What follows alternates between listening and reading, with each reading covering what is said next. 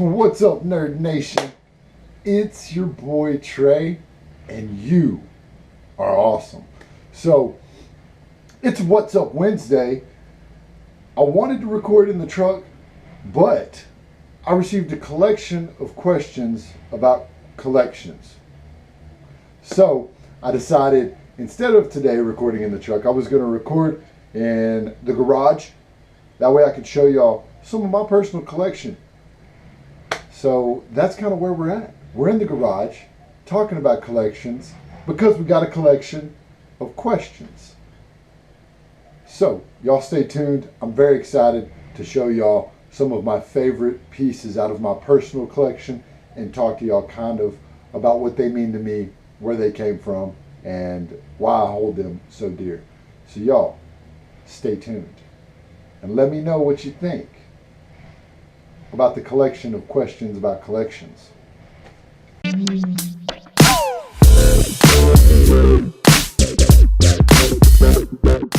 So collections.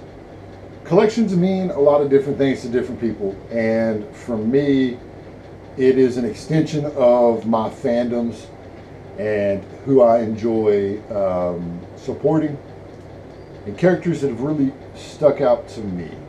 So when I look at a collection, it might not be the highest value, dollar value items, but it's something that means something personal to me.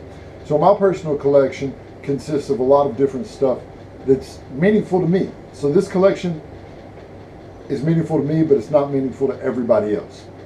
And the beauty with that is, especially in today's day and age, where we have so many options for third-party websites and things of that nature, you might, and I know I have personally, found things that I wanted to add to my collection that I thought somebody else had undervalued. I would pay more for something that I am very into, whereas y'all might not. So that's why collections are really cool, and seeing other people's collections and kind of how they value their items is kind of eye-opening. Because value is a big deal, but it's what someone else is willing to pay for, right? It's not necessarily what you think it's worth. So I wanted to show off some of my collection. That's the big thing. What's Up Wednesday, and I got some questions about my pop collection and any other kind of interesting collectibles that I had. So I'm going to get into a couple categories.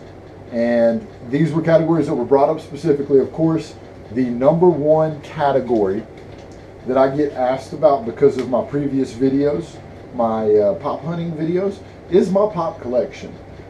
It's not massive. It's not a huge collection because it's very specific characters that I like to collect. So I want to start with that. I want to tell you all about a couple of my favorite pops that I've pulled out here. One of them is a very recent pop that we got, and I'm going to start with my my Deadpool Venom from Pop in a Box. Okay, we just got this in last month's unboxing video. Actually, it is the mashup Deadpool Venom, two characters that I absolutely love in Deadpool and Venom from the comics and the cinematic movies.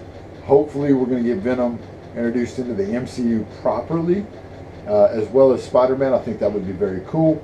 But Deadpool and Venom are two of my favorite comic characters. This pop specifically talks to me because those are two characters that I enjoy, and one specifically that I collect a lot of pops of, which is Venom. So this was an exclusive to Pop in a Box.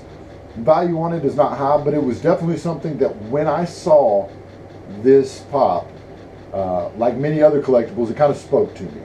So one of my favorite pops of recent purchases is this Deadpool Venom mashup from Pop in a Box. So shout out to Pop in a Box. We got a lot of really cool stuff. Yes, I think they have a new exclusive Carnage in Pop in a Box, if I'm not mistaken.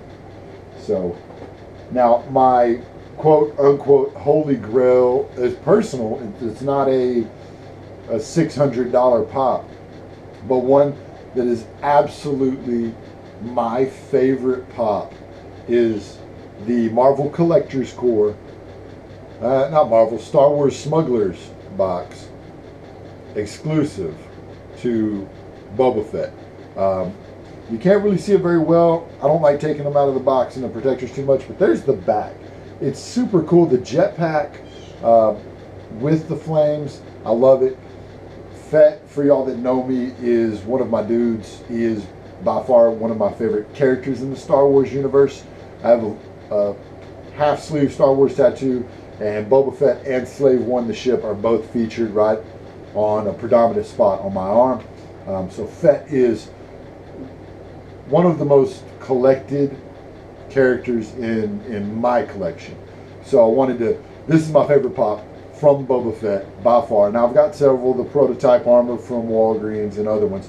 This one is just such a good action pose, and it's an exclusive from that very first Smuggler's Bounty crate that they did, that I believe Funko did, that now Amazon has taken over that in the Marvel Collector's Core.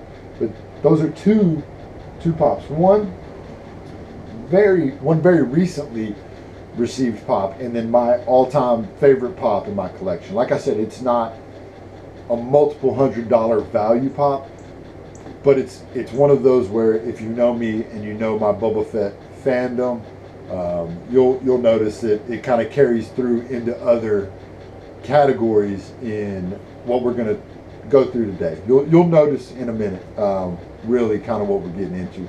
So a couple of really cool pops that are some of my favorites in my pop collection. The second category that got brought up is kind of based around my unboxing videos, because y'all see me get a lot of autographed 8x10s out of the unboxing videos. I love hand-signed autographs. It's a very cool thing, very cool piece of memorabilia. So I wanted to show off my two absolute favorite autographs, and they are not from any of the Pro Wrestling Crate tees or any of that stuff. So my very first autograph I wanted to show y'all. I wanted to show y'all my hand-signed Nolan Ryan 8x10. This has a very cool story behind it, and absolutely a huge fan of Nolan Ryan and the Texas Rangers. In fact, Nolan Ryan is probably my favorite baseball player of all time. Nolan Ryan has a ranch in Texas, and he has a bed and breakfast. And I remember going to the bed and breakfast, and Nolan Ryan wasn't supposed to be there. I was 10 or 11 years old at the time, many years ago. And so I didn't bring anything. I just wanted to go to his ranch with an aunt and uncle of mine. And I did. And sure enough, when we were eating, Nolan Ryan comes into the bed and breakfast, and it stops. And I remember he stopped and he talked at every table. And for some reason, as a kid, they like really stuck out in my mind that a hero would stop and talk to every table. Well, of course, when he got over there, all I had was a napkin. I asked him if he would autograph a napkin for me. And instead, he said, "I tell you what, kid, put your name and address on the napkin."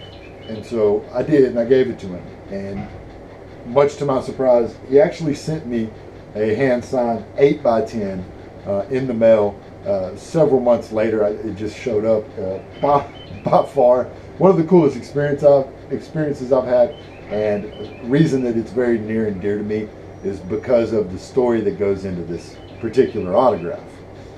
Now, my absolute all-time greatest autograph that I have in my collection is this insanity that you see here. Hopefully y'all can kind of see what we have going on. If you're not familiar, this is Mr. Jeremy Bollock, the gentleman that played Boba Fett in the original Star Wars. This was at our local Comic-Con a few years back, where we actually got to meet him.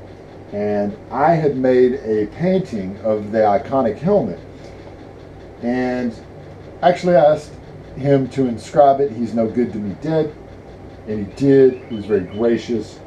But meeting one of my icons as far as my Boba Fett collection and Boba Fett fandom, getting to stand next to him, look at, I don't know, can y'all see that baby beard? Look at that baby beard. He's so cute. I just wanted to tickle the baby beard. But got to meet Jeremy. Very nice guy. Very British.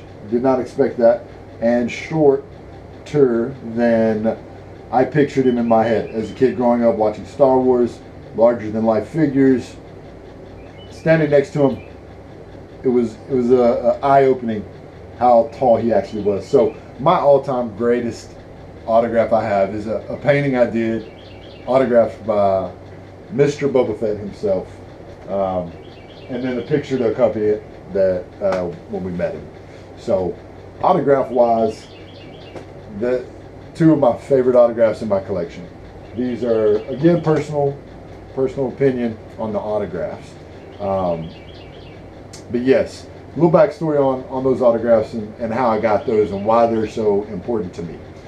So there was one category that was kind of like miscellaneous. I got asked about like if I collected like figures, right? Like actual figures, action figures, things like that. We've seen my mystery minis in other videos. We've seen my pops, but really traditional style figures.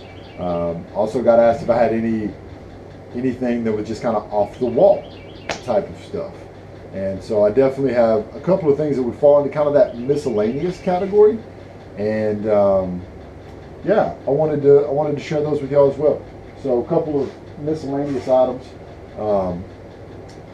This right here is a blank #1 Captain America that Sam De La Rosa, he actually autographed for me. Yeah, so he drew. You can still see the blue pencil lines from when he started sketching it out. I didn't want it colored. I wanted a pencil sketch. Captain America #1 blank cover, drawn by Sam De La Rosa, and again, probably another character that people that know me very well know that I like Captain America. He's up there in my Mount Rushmore of superheroes, comic characters. So love it because it's hand drawn. Sam De La Rosa did a great job. Love the guy. Sam's most famous work is Venom Lethal Protector. Again, that's why it all ties back to kind of why I collect what I collect and who I collect what I collect from. So hand-drawn comic book done by Sam De La Rosa. Very cool. Kind of a miscellaneous thing, but it's hanging on my wall in the house. It's one of those items that is going to stay with me. And hopefully I get to meet Sam again real soon. Because I look forward to actually getting some of my Venom series pops sketched on by Sam. And it's something that I want to do. Now, when it comes down to figures, I do not have a lot of actual figures. Traditional action figures. But I do have one that again is my prized possession figure. Make this where y'all can see this. So this is actually the original Boba Fett action figure. The original action figure was not on a board. So let me put this guy back. It's in UV protected because of the age of it and everything. Wasn't on a board. The original set of Star Wars action figures almost came in like a tin with cardboard slots, and they were all loose, and that's why a lot of the pieces get missed, like they get lost. The blasters and lightsabers and things like that came with the original set are lost and never found. He is missing the blaster. That was given to me by a good friend, a co-worker that knew how much I liked Star Wars, a little bit older gentleman than me that had that from his childhood just in a drawer somewhere. So immediately I took and I had it appraised and put it into a UV protector. But it is the original Boba Fett action figure from Star Wars. Cool story behind it. It was just given to me as a, hey, it's in a drawer. Is that something you'd want? Absolutely. One of those that you're very happy to have. And you're very grateful to have friends like that are doing that. But that's also one that stays right there kind of put away in my personal collection. So don't have a lot of action figures or things of that nature, but the one I do have is definitely near and dear to my heart. Like I said, if you couldn't tell, kind of the themes of stuff that I collect being the Star Wars universe, and also some really out there crazy stuff with Marvel. I'm still looking for any Moon Knight stuff. Another character that's kind of not obsolete, but obscure, that I really like is Moon Knight, Mark Spector. So you know, I'm always looking for stuff that's kind of off the wall and out there. So few little things out of my collection. I want to thank y'all for sticking around. Thank y'all for being great. Hopefully you can kind of see how this collection is near and dear to me, and why I display what I display, why I keep what I keep, and a little bit of backstory on some of the things that I have amassed in my collection and why they mean as much as they do to me. If you have a collection, let me know down below. Drop me a comment. I'd love to hear from you guys about your collection, your personal collection, and you know, is there something that you collect specifically? For me, it's a couple of different things. Are you somebody that has to complete a set? Are you somebody that collects a character or a icon of some sort? Or are you just a mass collector? If it's cool, you buy it. But anyways, let me know down below any of y'all's stuff in y'all's personal collection. I'd love to hear that. And as always, keep the questions rolling in. What's Up Wednesday? I'm having a lot of fun with this series. I really am enjoying it. Keep those questions rolling in. I'm going to keep trying to answer as many as I can in these videos, and hopefully share some backstory. Nerd Nation, thank you for your time. Y'all stay safe. We'll see y'all on Sippin' Saturday.